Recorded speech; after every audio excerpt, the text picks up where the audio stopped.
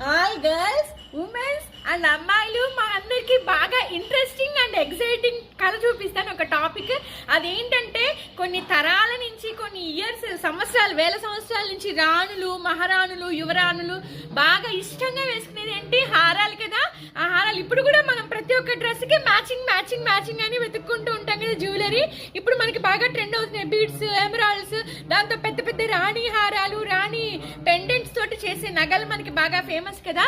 అవి చక్కగా మంచి మ్యాచింగ్ తోటి మనకి 4 జతలు ఉంటేనే మనకి ఏది దేనికి మ్యాచ్ చేయాలో అర్థం కాదు.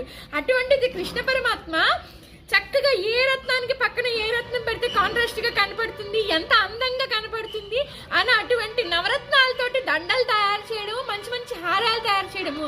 అలాగే మనకి ఋషులు, మునులు వాళ్ళు మనకి స్ఫటికాలు, రుద్రాక్షలు, తులసి మాలలతో మాలలు తయారు చేసుకునేవాళ్ళు. ఆ మాలలు ప్లస్ మనకి నచ్చే మాలలు తయారు చేయడము